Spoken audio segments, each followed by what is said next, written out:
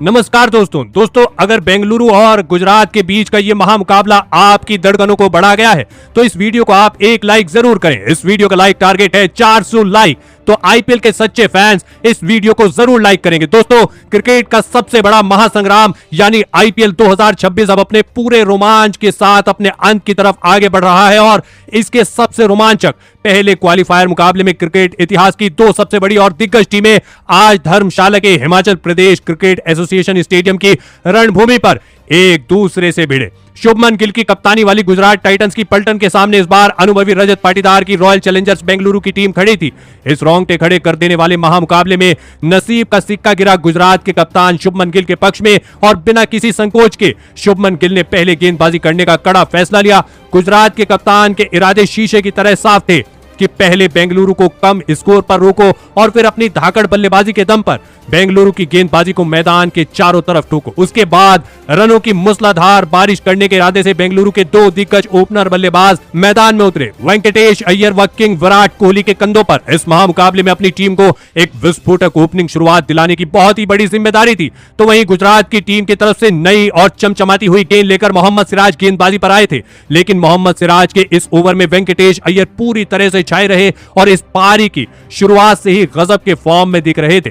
वेंकटेश अय्यर ने मोहम्मद सिराज के इस ओवर में 3 ताबड़तोड़ चौके लगाकर इस बड़े मुकाबले की तूफानी अंदाज में शुरुआत की। मोहम्मद सिराज अपने पहले ही ओवर में 14 रन खा चुके थे। अब दूसरे छोर से खतरनाक कगिसो रबाडा गेंदबाजी पर आए। कगिसो रबाडा के इस ओवर में स्ट्राइक पर आए विराट कोहली पहली 3 गेंदों पर एक भी रन नहीं बना पाए थे। रबाडा बेहद शानदार गेंदबाजी अपने इस ओवर में कर रहे थे, लेकिन इस ओवर की 5वीं गेंद पर वेंकटेश अय्यर ने फाइन लेग की तरफ एक गजब का छक्का हासिल कर लिया, लेकिन इसी छक्के का करारा बदला लेते हुए वेंकटेश अय्यर को कगिसो रबाडा ने उसकी अगली ही गेंद पर शुभमन गिल के हाथों कैच आउट कराकर पवेलियन भेज दिया। वेंकटेश अय्यर इस मुकाबले में 7 गेंदों में 19 रन बनाकर आउट हुए। वेंकटेश अय्यर के इस विकेट के साथ ही बेंगलुरु की 21 रनों की ओपनिंग साझेदारी टूट चुकी थी। जबरदस्त बल्लेबाजी कर रहे वेंकटेश अय्यर का विकेट बिल्कुल सही मौके पर गुजरात को मिला था। अब बल्लेबाजी के लिए देवदत्त पडिक्कल आए थे। इस ओवर के खत्म हो जाने के बाद गेंदबाजी पर फिर से मोहम्मद सिराज आए। मोहम्मद सिराज के इस ओवर की पहली ही गेंद पर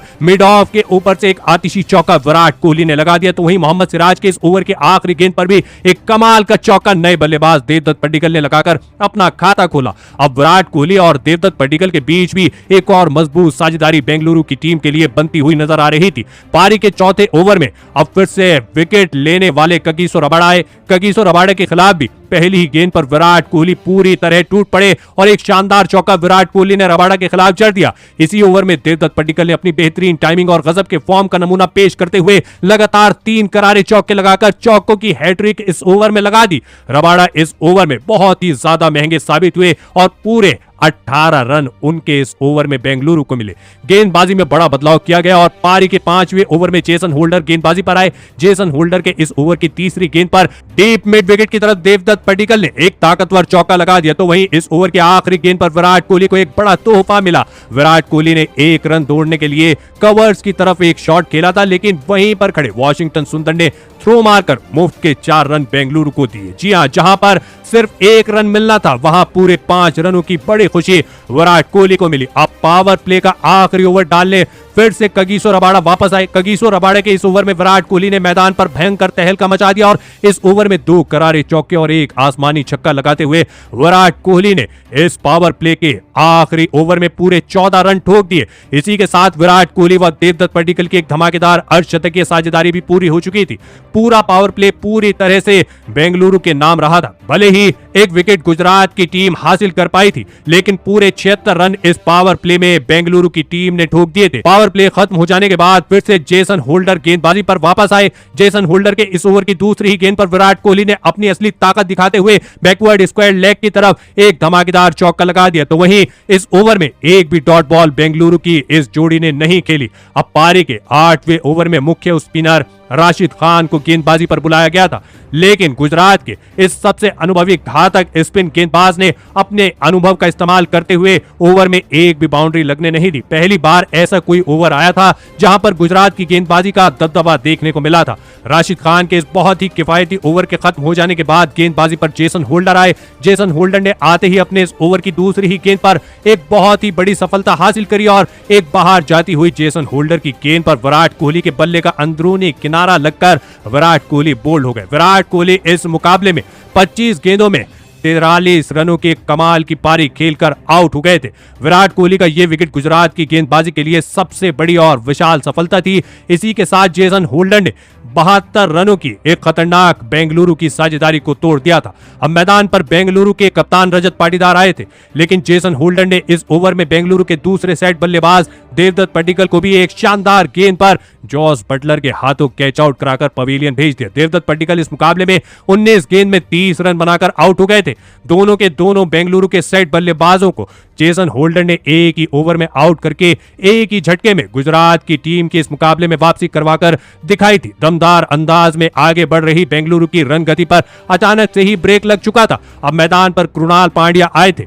जेसन होल्डर ने अपने इस डबल विकेट वाले ओवर में सिर्फ 4 रन दिए थे, लेकिन उनके इस ओवर के बाद गेंदबाजी पर फिर से राशिद खान आए थे। राशिद खान के ओवर में पिछले ओवर में गिरे हुए दोनों ही विकेटों का दबाव बेंगलुरु की टीम पर दिख रहा था। राशिद खान के ऊपर कोई बड़ा शॉट खेलने की मंशा बेंगलुरु की टीम की तरफ से देखने को नहीं मिल रही थी। राशिद खान के इस ओवर से भी सिर्फ 3 ही रन आए थे। पारी के 11वें ओवर में लापरवाही के बिना लाजवाब गेंदबाजी कर रहे जेसन होल्डर आए। जेसन होल्डर के इस ओवर की पहली ही गेंद पर डीप मिड विकेट के ऊपर से कप्तान रजत पाटीदार ने 76 मीटर लंबा एक जबरदस्त छक्का लगा दिया। तो वहीं जेसन होल्डर के इस ओवर के आखिरी गेंद पर कृणाल पांड्या ने भी अपना बल्ला घुमाया और एक लाजवाब चौका इस ओवर के आखिरी गेंद पर लगा दिया। बहुत समय बाद एक बड़ा ओवर बेंगलुरु की टीम के लिए आया था। तभी पारी के 12वें ओवर में गेंदबाजी में बदलाव किया गया। प्रसिद्ध कृष्णा गेंदबाजी पर आए थे। प्रसिद्ध कृष्णा के इस ओवर में पहली 4 गेंदों पर बस 3 ही रन बेंगलुरु की टीम के लिए आए थे, लेकिन इस ओवर की 5वीं और 6ठी गेंद पर कृणाल पांड्या ने अपनी ताकत दिखाते हुए एक चौका और एक गजब का छक्का कृणाल पांड्या ने लगा दिया था। अब फिर से रजत पाटीदार व कृणाल पांड्या के बीच एक महत्वपूर्ण साझेदारी बेंगलुरु की टीम के लिए बनती हुई नजर आ रही थी। अब पारी के 13वें ओवर में कुलवंत खेजरोलिया गेंदबाजी पर आए थे। कुलवंत खेजरोलिया ने इस ओवर में शानदार और नियंत्रित गेंदबाजी करके दिखाई थी, जिसके चलते उनके इस ओवर में एक भी चौका या छक्का नहीं लगा था। इस पारी के 14वें ओवर में गेंदबाजी पर आए प्रसिद्ध कृष्णा के इस ओवर की पहली गेंद पर कप्तान रजत पाटीदार को आउट करने का बढ़िया मौका बना था, लेकिन कुलवंत खेजरोलिया ने ये कैच छोड़ दिया था। ये एक बड़ा जीवनदान खतरनाक रजत पाटीदार को मिला था और उसकी अगली ही गेंद पर जख्मों पर नमक छिड़कते हुए रजत पाटीदार ने एक धमाकेदार चौका लगा दिया। लेकिन इस चौके के बाद फिर से एक और रजत पाटीदार ने बड़ा शॉट खेलने के चक्कर में गेंद सीधे कगिसो रबाडा के हाथ में मार दी थी, लेकिन रबाडा जैसा दमदार फील्डर भी ये कैच नहीं पकड़ पाया था। 2 बहुत ही बड़े जीवनदान इस ओवर में कप्तान रजत पाटीदार को मिले थे। प्रसिद्ध कृष्णा व कप्तान शुभमन गिल बहुत ही ज्यादा निराश नजर आ रहे थे। अब फिर से कुलवंत खेजरोलिया को गेंदबाजी पर बुलाया गया था। कुलवंत खेजरोलिया का ये ओवर कशमकश से भरा हुआ नजर आया, क्योंकि इस ओवर में सब कुछ देखने को मिला। 2 नो बॉल, 1 मिसफील्ड और बहुत ही आक्रामक बल्लेबाजी का साक्षी ये ओवर बना, जहां पर इस ओवर में बहुत ही तूफानी बल्लेबाजी देखने को मिली।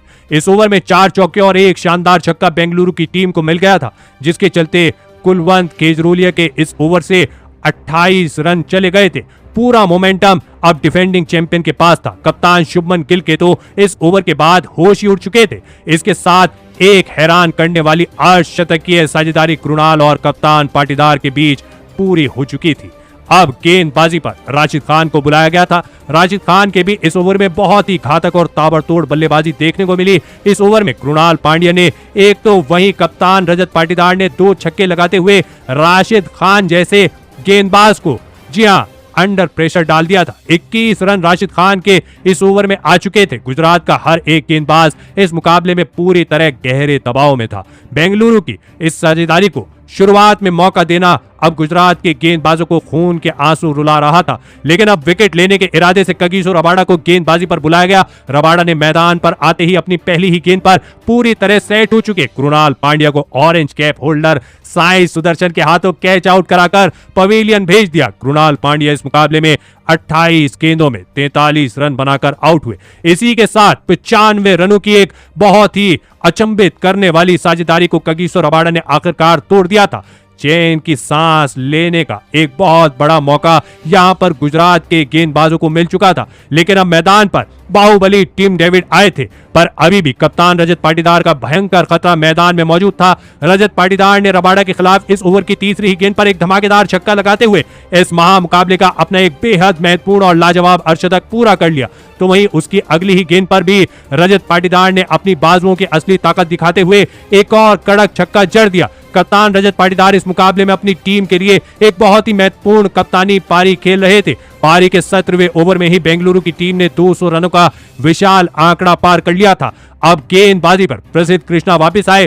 प्रसिद्ध कृष्णा के भी इस ओवर की चौथी गेंद पर बेहद खराब फील्डिंग गुजरात की टीम की तरफ से देखने को मिली और इस बार कुलवंत केजरोलिया के ये बड़ी उन्होंने गलती की थी, जहां पर एक मुफ्त का चौका रजत पाटीदार को मिल चुका था। लेकिन इस ओवर की आखिरी गेंद पर प्रसिद्ध कृष्णा ने अपनी शानदार वापसी की और नए बल्लेबाज टिम डेविड को सीधे क्लीन बोल्ड कर दिया। टिम डेविड इस मुकाबले में 5 गेंद में सिर्फ 4 रन बनाकर आउट हुए। यह इन डेथ ओवरों में गुजरात को मिली एक और बड़ी सफलता थी, लेकिन लगातार विकेट गिरने का कोई भी असर कप्तान रजत पाटीदार के ऊपर नहीं हो रहा था। अब बल्लेबाजी के लिए जितेश शर्मा मैदान पर उतरे थे। पारी के 19वें ओवर में कप्तान रजत पाटीदार ने मोहम्मद सिराज के खिलाफ पहली 2 गेंदों पर ही एक करारा चौका और एक शानदार छक्का जड़ दिया। तो वहीं इसी ओवर में नए बल्लेबाज जितेश शर्मा ने भी अपना बल्ला चलाया और आखिरी 2 गेंदों पर एक चौका और एक गजब का छक्का बटोर लिया। मोहम्मद सिराज अपने इस ओवर में पूरे 21 रन लुटा चुके थे। बहुत ही खतरनाक और रोंगटे खड़े कर देने वाली बल्लेबाजी बेंगलुरु की टीम की तरफ से इस मुकाबले में देखने को मिल रही थी। अब इस पारी का अंतिम और आखिरी ओवर डालने प्रसिद्ध कृष्णा आए। जी हां, प्रसिद्ध कृष्णा के भी इस ओवर में 2 लाजवाब और आसमानी छक्के कप्तान रजत पाटीदार ने कूट दिए। भले ही कप्तान रजत पाटीदार ने इस महामुकाबले में अपना ऐतिहासिक शतक पूरा नहीं किया, लेकिन एक गजब की कप्तानी पारी खेलते हुए 20 ओवरों में 5 विकेट खोकर 254 रनों का एक बहुत ही बड़ा और ऐतिहासिक लक्ष्य इस पहले क्वालिफायर मुकाबले में बेंगलुरु ने गुजरात की टीम के आगे रख दिया। उसके बाद बेंगलुरु से मिले 255 रनों के एक सबसे बड़े और विशाल लक्ष्य का पीछा करने के लिए गुजरात के 2 दिग्गज ओपनर बल्लेबाज मैदान में उतरे। इस समय के orange cap holder Sai Sudarshan और गुजरात के कप्तान शुभमन गिल के कंधों पर इस महामुकाबले में अपनी टीम को एक शानदार व आतिशी ओपनिंग शुरुआत दिलाने की बहुत ही बड़ी जिम्मेदारी थी। तो वहीं बेंगलुरु की टीम की तरफ से नई गेंद के साथ हमले पर जैकब डफी उतरे थे, लेकिन जैकब डफी के इस ओवर की शुरुआत साई सुदर्शन ने गजब के अंदाज में की। इस ओवर की पहली गेंद पर ऑफ साइड की तरफ एक चौका तो दूसरी गेंद पर ऑन साइड की तरफ एक बेहद खूबसूरत चौका साई सुदर्शन के बल्ले से देखने को मिला। जैकब डफी पहले ही ओवर में 11 रन दे चुके थे।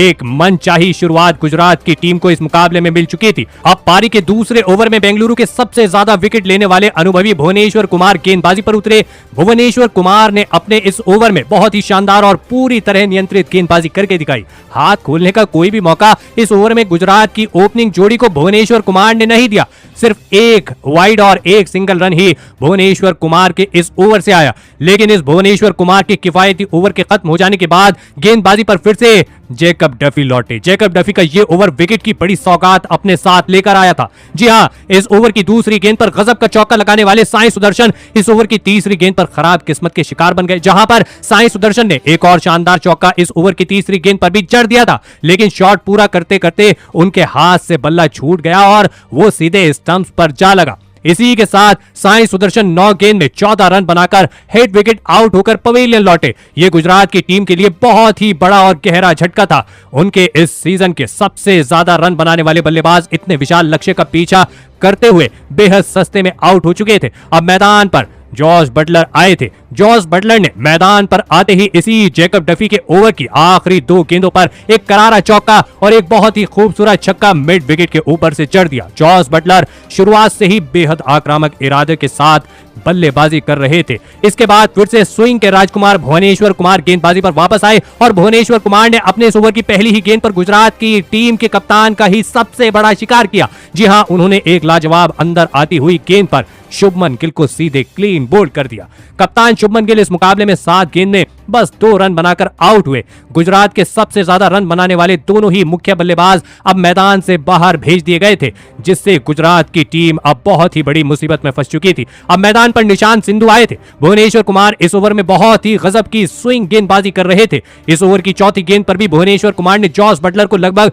फंसा ही लिया था। गेंद बल्ले का बाहरी किनारा लेकर विकेटकीपर जितेश शर्मा से थोड़ी ही दूर गिरी और बाउंड्री लाइन के पार चली गई। तो वहीं इस ओवर में निशांत सिंधु के साथ भी बिल्कुल ऐसा ही हुआ। बल्ले का बाहरी किनारा लगकर एक और चौका गुजरात की टीम को मिल चुका था। अब यहां से एक मजबूत साझेदारी ही बहुत ही ज्यादा जरूरत गुजरात की टीम को थी। अब दूसरे छोर से गेंदबाजी पर जोश हेजलवुड आए। जोश हेजलवुड के इस ओवर में जोश बटलर ने आते ही भयंकर तहलका मचा दिया और इस ओवर में 2 करारे चौके और एक शानदार चौका जॉस बटलर ने कूट दिया। जी हां, जॉस बटलर अब अपने पुराने और बेहद खतरनाक अंदाज में बल्लेबाजी कर रहे थे, लेकिन इसी ओवर में जोश हेजलवुड ने भी अपना पूरा अनुभव दिखाया और सेट हो चुके जोश बटलर को ही सीधे क्लीन बोल्ड कर दिया। जोश बटलर इस मुकाबले में 11 गेंद में 29 रन बनाकर आउट हुए। गुजरात के अब टॉप के 3 सबसे बड़े बल्लेबाज आउट होकर पवेलियन लौट चुके थे और बहुत ही बड़े संकट में अब गुजरात की टीम नजर में आ रही थी।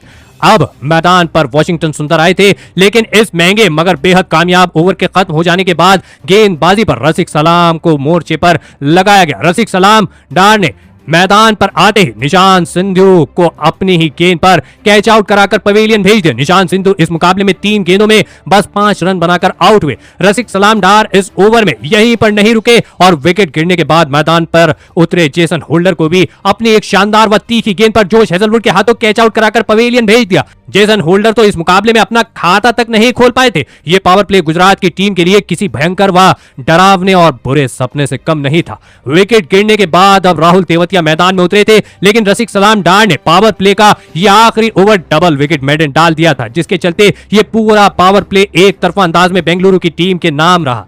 जिस ताबड़तोड़ रन गति को गुजरात की टीम इस पावर प्ले में ढूंढ रही थी, वो तो उन्हें देखने को भी नहीं मिल रही थी। तो वहीं उसके एकदम उल्टा उनकी आधी बल्लेबाजी को बेंगलुरु की गेंदबाजी ने पूरी तरह खत्म कर दिया था और सिर्फ 52 रन ही गुजरात की टीम इस पूरे पावर प्ले में बना पाई थी। लेकिन पावर प्ले खत्म हो जाने के बाद अब मैदान पर फिर से जोश हेजलवुड आए। जोश हेजलवुड के इस ओवर में अब विकेट गिरने का दबाव साफ दिख रहा था। गुजरात की टीम से अब बहुत ही धीमी बल्लेबाजी देखने को मिल रही थी। जोश हेजलवुड के इस ओवर से सिर्फ 2 ही रन आए। पारी के 8वें ओवर में फिर से रसिक सलाम आए। इस ओवर में रसिक सलाम के खिलाफ वॉशिंगटन सुंदर ने एक 9 बॉल पर मिली फ्री हिट का फायदा उठाते हुए एक महत्वपूर्ण चौका हासिल कर लिया। अब यहां से दोनों ही छोरों से छक्के चौके लगाने की सख्त जरूरत गुजरात की टीम को थी। पारी के 9वें ओवर में जेकब डफी फिर से गेंदबाजी पर आए और जेकब डफी ने आते ही अपने इस ओवर की दूसरी ही गेंद पर सेट हो चुके वॉशिंगटन सुंदर को जोश हेजलवुड के हाथों कैच आउट कराकर पवेलियन भेज दिया। वॉशिंगटन सुंदर इस मुकाबले में 8 गेंदों में सिर्फ 8 रन बनाकर आउट हुए। इस महत्वपूर्ण मुकाबले में जहां पर बेंगलुरु का हर एक बल्लेबाज शानदार बल्लेबाजी करके गया था, वहां पर गुजरात का बड़े से बड़ा खिलाड़ी टिक नहीं पा रहा था। बेंगलुरु की गेंदबाजी ने इस मुकाबले में सभी को अपने गजब के प्रदर्शन से हैरान कर दिया था। अब मैदान पर राशिद खान उतरे। जेकब डफी ने इस विकेट वाले ओवर में शानदार गेंदबाजी करके दिखाई। गुजरात की टीम की तरफ से बड़े शॉट खेलने का कोई भी इरादा नजर नहीं आ रहा था। पारी के 10वें ओवर में कृणाल पांड्या को गेंदबाजी पर लगाया गया। कृणाल पांड्या ने भी अपने इस ओवर में बहुत ही घातक और शानदार गेंदबाजी करके दिखाई। हाथ खोलने का बिल्कुल भी मौका गुजरात के इन 2 बल्लेबाजों को कृणाल पांड्या ने अपने इस ओवर में नहीं दिया।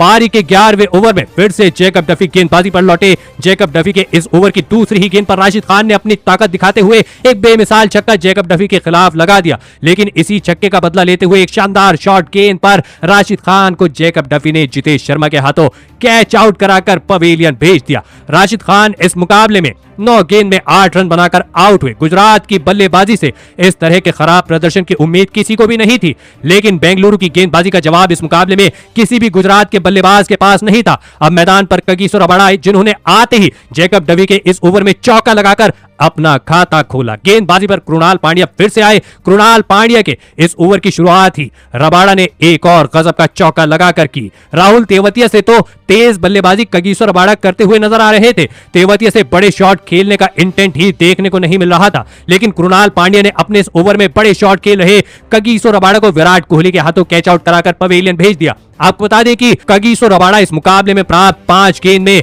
9 रन बनाकर आउट हुए। अब गुजरात की टीम के बस 2 ही विकेट बचे हुए थे। बेंगलुरु की टीम भी इस साल का फाइनल खेलने से सिर्फ 2 विकेट दूर थी। अब मैदान पर मोहम्मद सिराज आए, जिन्हें एक छोटी गेंद पर चौका कृणाल पांड्या के इस ओवर में हासिल हो चुका था। गेंदबाजी पर रोमारियो शेफर्ड आए। रोमारियो शेफर्ड के इस ओवर में आखिरकार राहुल तेवतिया ने बड़े शॉट खेलने का मन बना लिया और इस ओवर में राहुल तेवतिया ने 2 चौके और एक धमाकेदार छक्का, जी हां 76 मीटर लंबा छक्का डीप स्क्वायर लेग की तरफ लगा दिया। उसके अगले ओवर में जब जोश हेजलवुड गेंदबाजी पर आए, तब उनके खिलाफ भी राहुल तेवतिया ने फिर से अपने बल्ले की ताकत दिखाते हुए एक छक्का और 2 शानदार चौके लगा दिए। राहुल तेवतिया की ये तूफानी पारी थोड़ा देर से आई थी, क्योंकि एक बहुत ही बड़ा असंभव सा स्कोर गुजरात की टीम के सामने बचा हुआ था।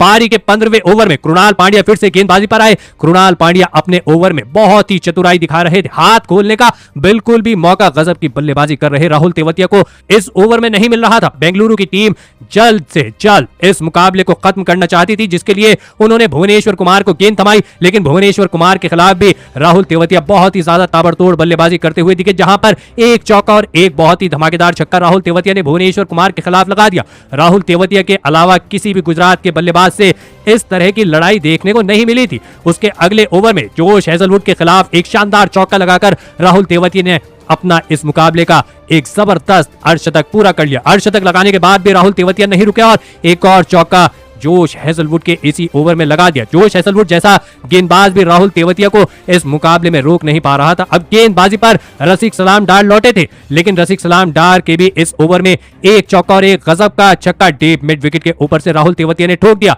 राहुल तेवतिया आखिरी दम तक इस मुकाबले में अकेले के दम पर एक हारी हुई जंग लड़ रहे थे, लेकिन पारी के 19वें ओवर में स्विंग के किंग भुवनेश्वर कुमार गेंदबाजी पर वापस आए। उन्होंने अपने इस ओवर की पहली ही गेंद पर राहुल तेवतिया को, जी हां, इस बहादुरी भरी पारी का पूरी तरह से पूर्ण विराम लगा दिया और उन्हें कप्तान रजत पाटीदार के हाथों कैच आउट कराकर पवेलियन भेज दिया। राहुल तेवतिया इस मुकाबले में 43 गेंदों में 68 रनों की एक गजब की जुझारू पारी खेलकर आउट हुए। अब यहां से गुजरात का बस एक आखिरी और अंतिम विकेट ही बचा था। बल्लेबाजी पर प्रसिद्ध कृष्णा आए थे, जिन्होंने मैदान पर आते ही एक शानदार चौका जड़ दिया। अब इस मुकाबले का आखिरी और अंतिम ओवर डालने के लिए कृणाल पांड्या आए थे। कृणाल पांड्या ने इस ओवर में मोहम्मद सिराज को टिम डेविड के हाथों कैच आउट कराकर इस मुकाबले को यहीं पर पूरी तरह खत्म कर दिया। इसी के साथ बेंगलुरु की टीम ने इस महामुकाबले में पूरे 92 रनों से एक तरफा और विशाल जीत हासिल करते हुए एक बड़ा इतिहास रच दिया। दोस्तों, इस धमाकेदार जीत के साथ ही defending champion Royal Challengers Bengaluru की टीम लगातार 2 सालों में अपना दूसरा फाइनल मुकाबला खेलने जा रही है। बेंगलुरु की इस ऐतिहासिक जीत में उनके कप्तान रजत पाटीदार का सबसे बड़ा हाथ रहा। रजत पाटीदार ने इस बड़े नॉकआउट मुकाबले में दुनिया को दिखाया कि कैसे एक कप्तानी पारी खेलकर अपनी टीम को जीत की तरफ आगे बढ़ाया जाता है। रजत पाटीदार ने इस रोमांचक मुकाबले में गुजरात की अव्वल दर्जे की गेंदबाजी के आगे केवल 33 गेंदें खेलते हुए लगभग 300 की आतिशी स्ट्राइक रेट से 93 रनों की एक अचंभित करने वाली नाबाद पारी खेली। इसी के चलते बेंगलुरु की टीम आज इस साल के फाइनल मुकाबले में शान से प्रवेश कर चुकी है। तो दोस्तों, आप डिफेंडिंग चैंपियन बेंगलुरु के कप्तान रजत पाटीदार की इस अद्भुत ऐतिहासिक और शानदार कप्तानी पारी के लिए उन्हें 10 में से कितने अंक देना चाहेंगे? आप अपनी कीमती राय नीचे कमेंट में देना बिल्कुल भी ना भूलें। धन्यवाद।